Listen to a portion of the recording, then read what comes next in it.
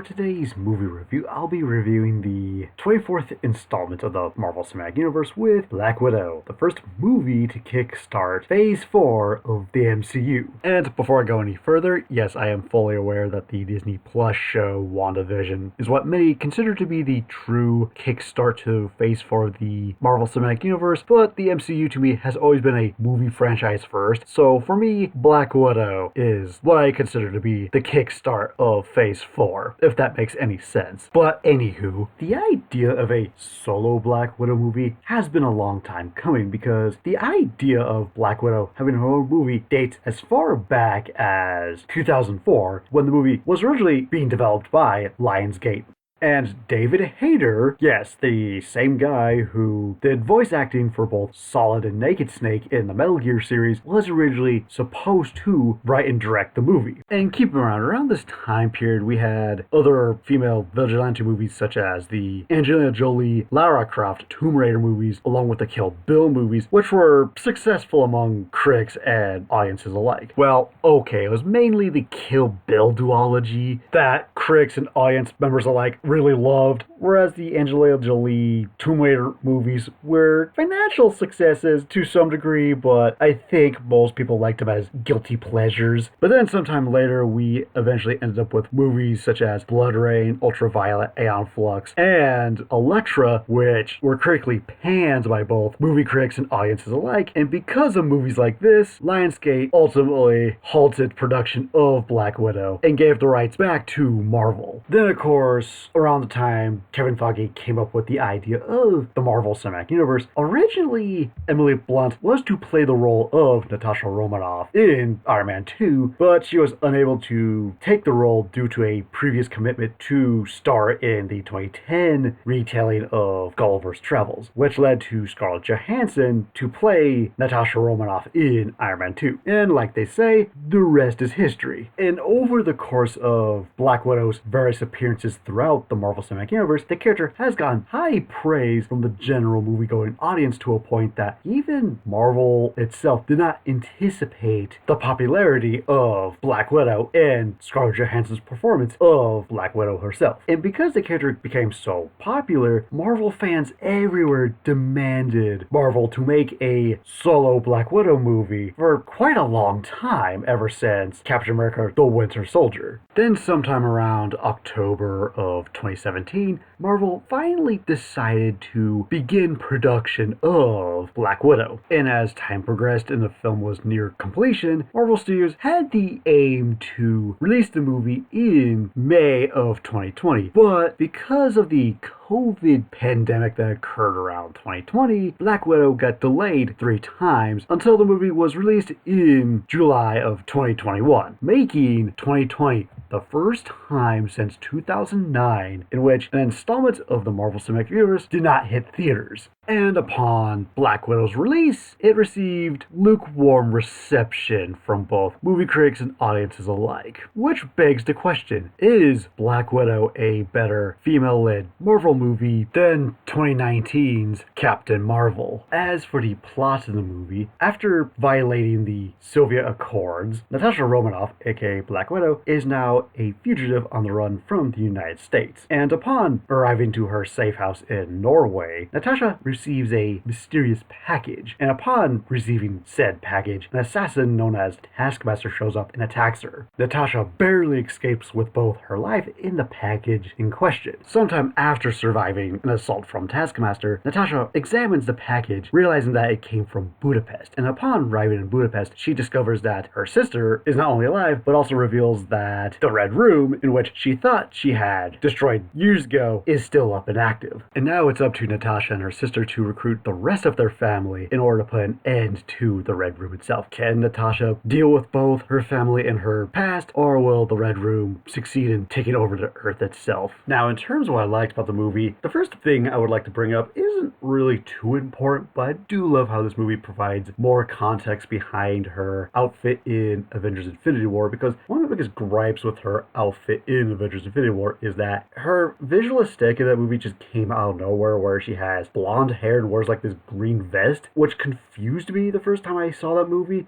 But after watching this movie, we get the full picture behind why she has the blonde hair and the green vest for Avengers Infinity War. So I do like how this movie does answer a question that probably didn't need an answer, but I am glad they did. Another aspect of the movie I really liked is the soundtrack, in that sense where it does a really good job of invoking the thriller vibe of the movie, especially the parts where they incorporate some Russian choir into the soundtrack itself, given that our main cast of characters are Russian, which I think is appropriate for the movie. Another aspect of the movie I liked is the relationship between Natasha and Yelena, in that sense where really do get a sense that these two are quote-unquote sisters at the start of the movie, and when we do see them interacting as adults for the first time in a long time, I do love how there's a lot of unresolved tension between the two of them at first, and as the movie progresses, we get to see them bond with each other in a way where we actually do see them care for one another as members of a family. Another aspect of the movie I really enjoyed is how this movie utilizes a lot more of the quieter moments in order to put more emphasis on the more dramatic elements of Natasha's life, such as her reconnecting with her quote-unquote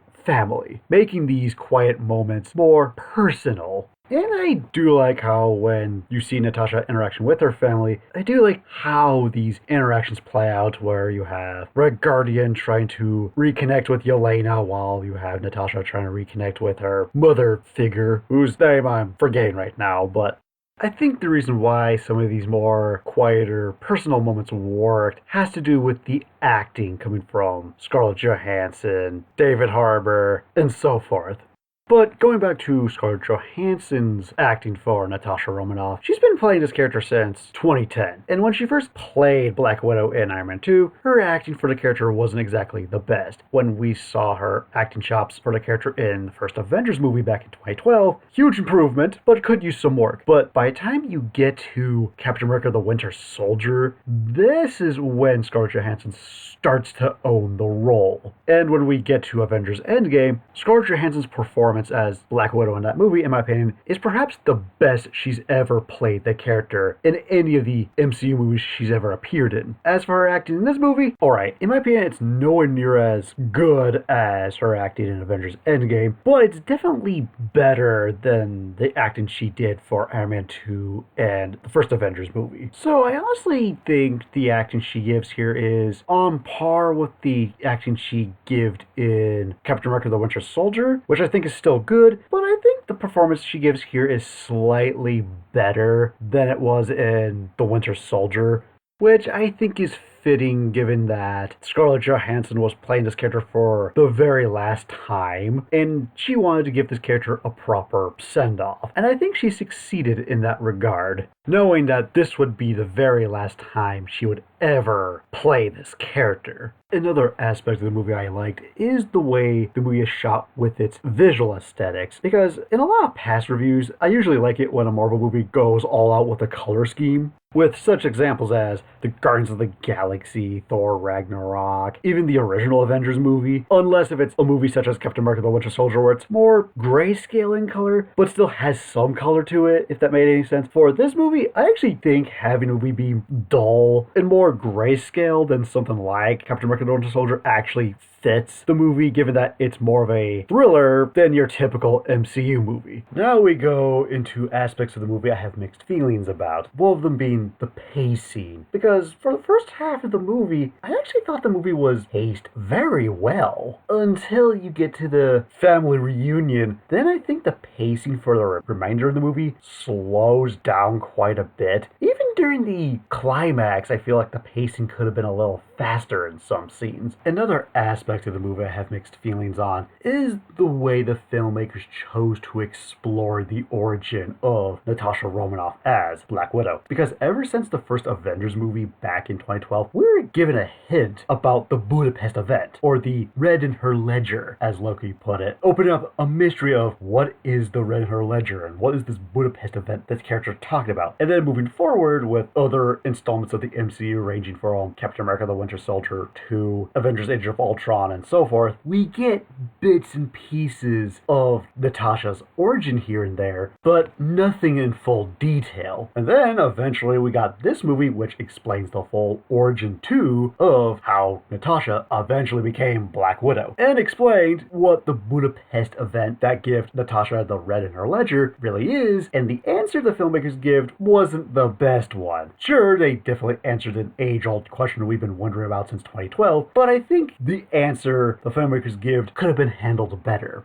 And another aspect of the movie I have mixed feelings on is the acting performance of David Harbour as the Red Guardian in this movie. Because before he ever played the Red Guardian in this movie, I only knew him in 3 other things. First role being that of a man in a suit talking to Amanda Waller in the 2016 Suicide Squad movie. And honestly, I forgot he was even in that movie until I rewatched it not that long ago. Then, of course, you have his performance as Sheriff Jim Hopper from Stranger Things, which is a role of his I really do enjoy the most. And, of course, you also have his role of playing Hellboy in the 2019 Hellboy reboot. Sure, it's not the man's best performance, but I enjoyed it enough. So, when it was announced that Dave Harbour would play the role of the Red Guardian in this movie, I was excited. And as far as his acting performance as the character of the Red Guardian is concerned, here's the thing. When the character is being serious, that's when he's at his best. And if they had kept him like this throughout the entire movie, he probably would have been the best part of the movie. But there are points in time where he tries to be comical, and it just doesn't work because the humor he presents in these moments is both forced and cringy. And yes, I have a problem with the humor in this movie, which I'll talk about in a few minutes. Another aspect of the movie I have mixed feelings on is the action itself, because the action that's presented in the first half of the movie I thought was really refreshing in that sense, where it was more down to earth and also a lot more brutal in some ways. Sure, I will admit the introduction of Yelena in the present day, where we see her confronting the one Black Widow who turns traitor. I thought the cinematography in that one moment had a bit too much shaky cam going on, but thankfully it's only in that one moment, whereas all the other fight scenes are very well choreographed and shot. But then you get to the latter half of the movie where I think it just gets too CG heavy during both the Red Guardian rescue mission along with the climax when we see the Red Room Fortress blowing up. Because at that point, the movie was starting to become a bit more of a standard Marvel movie, and I wish that they kept the CGI to a minimum to have the fights be more reminiscent to the fights in the first half of the movie, where they're a bit more grounded and brutal. Now, in terms of the problems that I have with the movie, let's start with the movie's humor. Because something I've noticed, starting with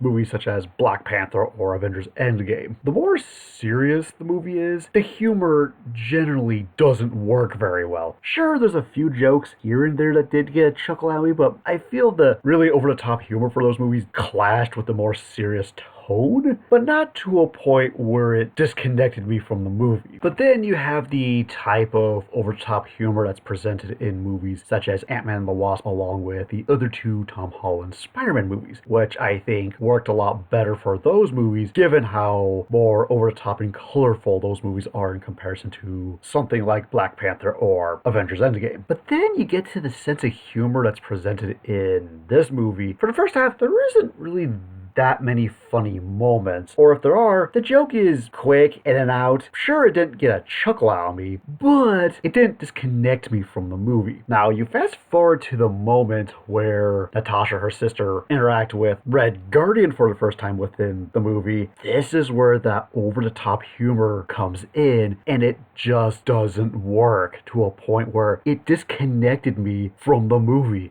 And this happens a few more times in the later half of the movie, creating a severe case of tonal backlash. Now sure, the overall tone for this movie, much like Black Panther, is more serious than your average Marvel movie, but the moment any of the more over-the-top jokes occur just creates this sense of awkwardness that I really can't describe. Case in point, I think the joke that really really made me uncomfortable was the bit with the pig. Because on pen and paper, I actually thought it was a funny idea. It's just the way it was executed that didn't work for me at all. Because it went on much longer than it needed to. Then, of course, you got the tidbit where you have Yelena explain why she can't have periods. And I'm just going to leave it at that.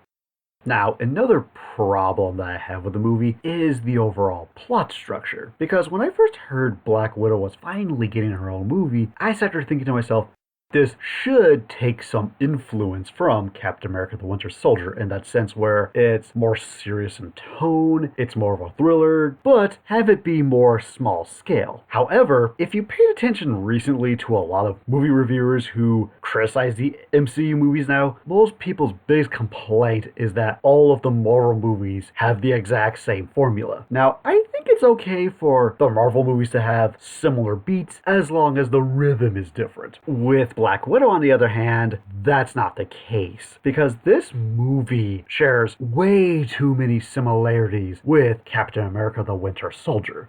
Now, the similarities that I'm okay with it having in common with Captain America the Winter Soldier are that it's more serious in tone, it's, relatively speaking, it's more of a thriller than an actual superhero movie, and the fight scenes, at least in the first half of the movie, are more grounded. Again, relatively speaking. Now for the similarities that Black Widow has with Winter Soldier that I'm not okay with are as follows. The main character discovers that an evil organization they thought was dismantled decades ago has secretly been around for some time, manipulating events from behind the scenes, with the Red Room being the stand-in for Hydra. Another similarity they have in common is that the main villain in question is some high-ranking authority figure who predominantly wears a business suit. With this movie, it's General Dreykov instead of Alexander Pierce, who happen to have their own brainwashed assassin, that being Taskmaster instead of the Winter Soldier. And the climax of the movie takes place on a flying fortress that gets grounded at some point. The Red Room base of operations instead of 3 up-to-date SHIELD helicarriers. And the list goes on, but I think you get my point. So how would I have fixed this? There's one or two possibilities. The first possibility being that if I had to edit the movie as it sits, in the sense where it's a movie that takes place immediately after the events of Captain America Civil War, it would be this. Remove everything related to the Red Room in regards to the Red Room itself, Dreykov, and Taskmaster, and instead have General Thunderbolt Ross be your main villain, and maybe he goes to the vault, goes down to some of the lower levels, and we see this collection of prisoners, which turn out to be various villains that the Avengers have captured in between Age of Ultron and Captain America Civil War. And he decides to recruit either Agent X or Nuke to hunt down Natasha as she reunites with her sister, and the two of them join forces to take down either Agent X or Nuke. And then you could have a post-credit scene where Thunderbolt Ross is seen talking to someone who's watching various clips from the airport battle, who turns out to be Taskmaster, and asks him, would you like to lead a team of your own, which could open the door to the Thunderbolts? That's one possible way of going about it. The second idea for a Black Widow movie would go something like this. Instead of having it take place immediately after Captain America Civil War, it would take place sometime before Iron Man, in which we get introduced to Black Widow's origin story from her entering the Red Room, encountering Hawkeye for the first time, and the movie ends with the Budapest mission, leading into Iron Man 2. And the villain of the movie would be that of the Red Guardian, who would start out as an ally to Natasha, but then reveals true colors halfway through, revealing himself to be the main villain of the movie. At least that's what I would have done if I was given the opportunity to direct a movie based on Black Widow. Another problem that I have with the movie is that this movie has a massive plot hole in regards to the Red Room itself, because between the first Avengers movie up to this point, it's established that in between certain installments of the MCU, both Tony Stark along with SHIELD are now on a constant lookout for potential new threats, regardless if the threat itself itself is domestic, foreign, or not of this world, meaning that they're using the latest and greatest technology to look either around the Earth itself to see any potential threats. And you would think that between Tony Stark or S.H.I.E.L.D., they would spot the Red Room fortress itself and then proceed to take it down. Yet, within the context of this movie, apparently neither Tony Stark nor S.H.I.E.L.D. noticed the Red Room Fortress. And, much like every MCU movie, Black Widow also appears to have its own villain problem. But I feel what they do with the villains in this movie is worse than usual. Starting with the main villain of the movie, General Dreykov, this, in my opinion, is by far the worst villain of the MCU. In that sense, where it made me appreciate the great intelligence from Captain Marvel more, because one of the biggest problems with the great intelligence in Captain Marvel was that she appears within the first few minutes of the movie, disappears for quite a bit until the last 20 minutes of the movie, in which at that point I forgot she was even a thing. With this movie, on the other hand, General Dreykov has absolutely no presence in the movie. They constantly talk about him, but I really don't get this sense of dread that the characters bring up anytime they mention his name. And when he actually does appear in the movie, yeah, he might appear for a couple seconds in the first 15 or so minutes of the movie, but he doesn't really make his first real appearance until the last 20 minutes of the movie. And even then, I thought this character was just super boring to a point that if the only thing I could remember about the villain was the fact that they were able to produce some kind of pheromone that prevents Natasha from attacking, is a really bad sign. And now we get to Taskmaster, and my god, there are so many problems with this character. Starting with the advertising, because if you ever saw the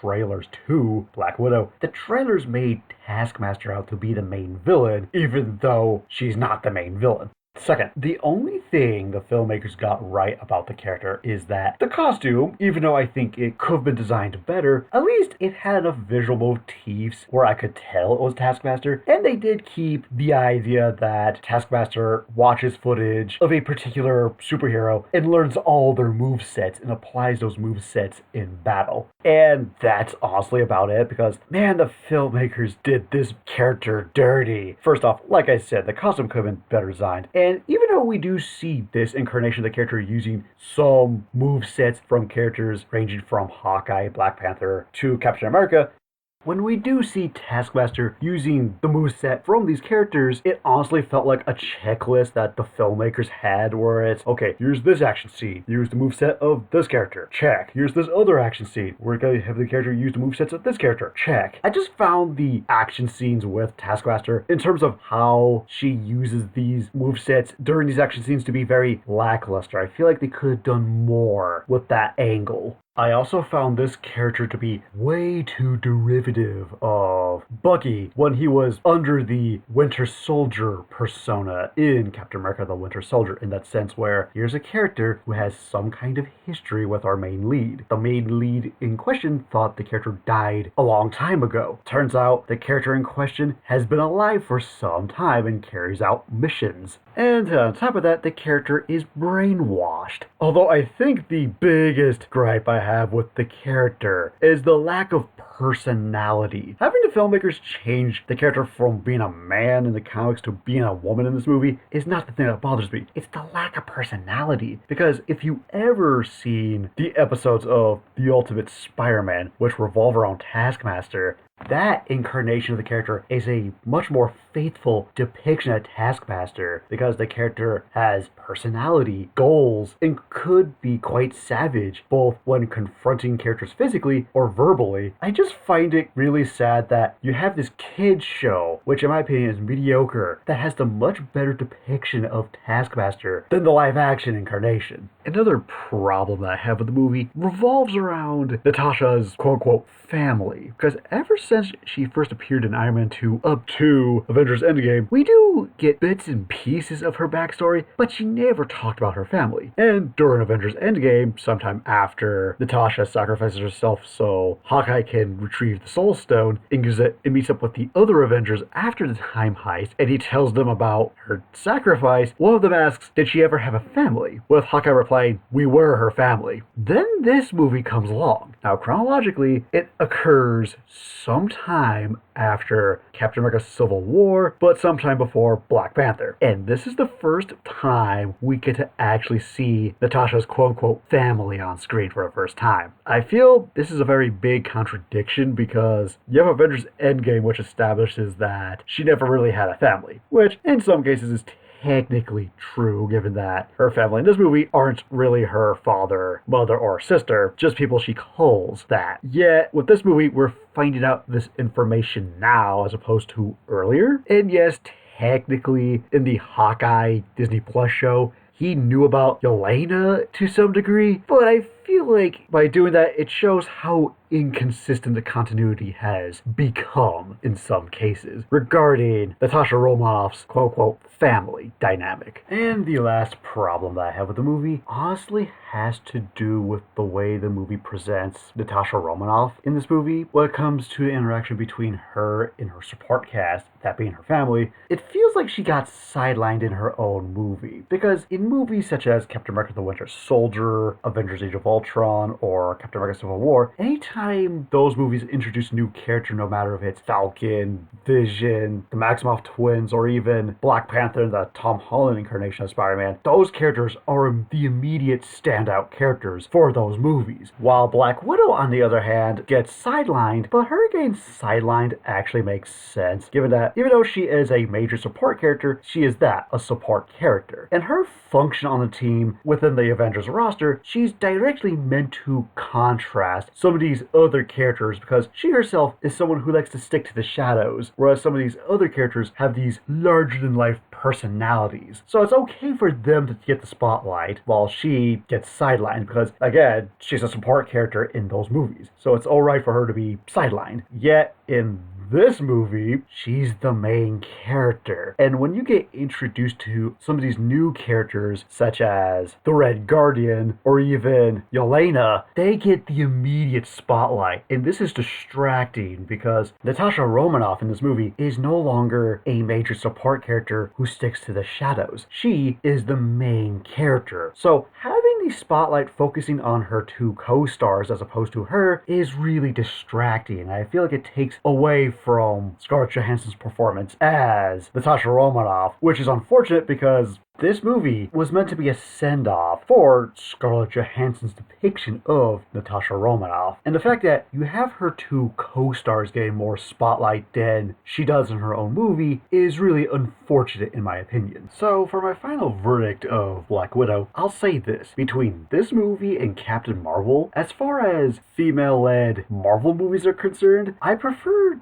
this movie over Captain Marvel any day of the week, which isn't saying much. Because the thing that kills me about this movie is that it started out really good. It's not until Red Guardian gets rescued, in which I think the movie goes downhill from the pacing, really bad humor. The villains are even worse than usual for a Marvel movie. And don't even get me started on what the filmmakers did to Taskmaster in this movie. The movie also is just way too familiar in a bad kind of way. And on top of that, the movie doesn't really do a good job of concluding Scarlett Johansson's performance as Natasha Romanoff, as it felt more like the passing of a torch to someone else who would take her place as opposed to a proper send-off for Scarlett Johansson's depiction of Black Widow. So, overall, Black Widow is just a poor man's remake of Captain America the Winter Soldier. And before I go any further, what did everyone else have to say about Black Widow?